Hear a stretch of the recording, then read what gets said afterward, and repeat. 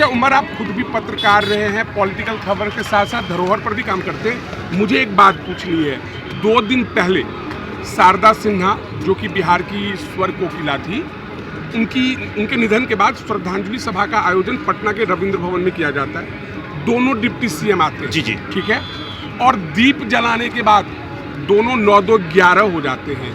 लेकिन कल उसी मंच पर हमने देखा कि बिहार के डिप्टी सीएम विजय सिन्हा बैठे हुए थे।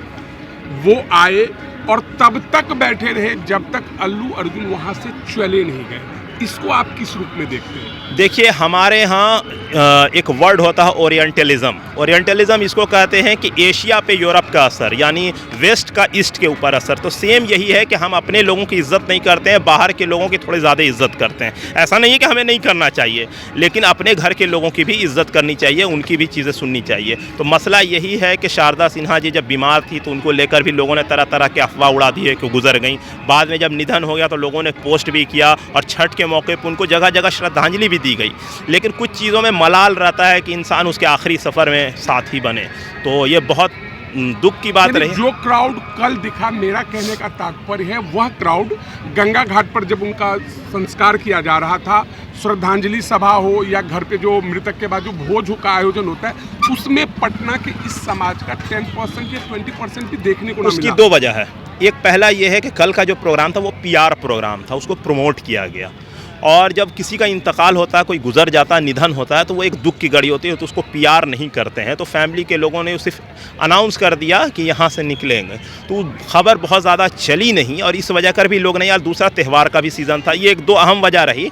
और दूसरा ये है कि ये PR स्टंट था, तो दोनों की भीड़ का एक अलग ये होता है। तो ये है, बाकी आपकी शिकायत जायज़ है, मैं आपकी बात से एग्री करता हूँ, लेकिन इसकी एक वजह ये भी है कि इस चीज़ को भी हम लोगों को समझना चाहिए। एक PR है, अगर उसको भी इस तरह से अनाउंस किया जाता कि उनका ये निकलने वाला अंतिम यात्रा, तो लोग उसमें भी आते हैं। लेकिन घर वालों ने उसको PR स्टंट नहीं बनाया। एक पॉजिटिव चीज़ है कि भाई किसी का इंतकाल हो गया तो उसको इस तरह से नहीं, तो एक अच्छा, हाँ, लेकिन ये है कि लोगों को आना चाहिए था मेरे अपने। कुल मिलाकर कल का जो प्रोग्राम था उसे आप सफल मानते हैं? मैं 2 मामले में सफल मानता हूँ। एक ये है कि बिहार अछूत था, लोग आना नहीं चाहते थे, तो अल्लू अर्जुन ने इतना बड़ा प्रोग्राम करके बिहार को इंटरनेशनल लेवल पर एक फेम इस सेंस में दिलाया कि भाई यहाँ आओगे तो प्रोग्राम तुम्हारा कामयाब होगा, ये मैसेज दिया।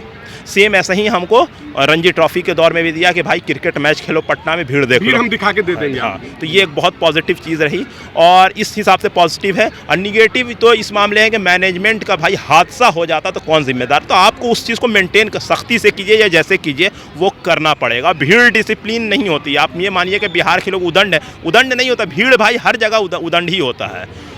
तो उसको बेसिकली तरीका है प्रशासन का, और जो मैनेजमेंट है वो बाउंसर रखते हैं, ये रखते हैं, मैनेजमेंट उस हिसाब से होती है, वो करना चाहिए जो आप हमेशा करते हैं गांधी मैदान में। तो ये एक इसके अलावा गांधी मैदान में एक और नोटिस करने वाली चीज़ है कि कल अल्लू अर्जुन के प्रोग्राम के साथ साथ 3 और प्रोग्राम हो रहे थे। एक यहाँ पर मेला लगा हुआ है उलन वाला, फिर एक डिज्नीलैंड यहाँ पे मेला है, इसके अलावा सत्संग हो रहा है, हिंदुओं का एक रिलीजियस यहाँ पे फेस्ट है, आपस में लोग बैठे हुए, तो एक भीड़ वहाँ पे भी थी। तो उसके अलावा यहाँ पे एक चौथा प्रोग्राम हो रहा था। तो इससे गांधी मैदान के आप बड़प्पन समझ सकते हैं कि कितना बड़ा हमारा ये मैदान है जिसमें अभी हम खड़े हैं। तो ये चीज़ें हैं। तो बहरहाल इस वीडियो में इतना ही। अगर आप हमारे वीडियो YouTube पर देख रहे हैं तो सब्सक्राइब कर लें, Facebook पर देख रहे हैं तो हमारे पेज को लाइक करें। धन्यवाद।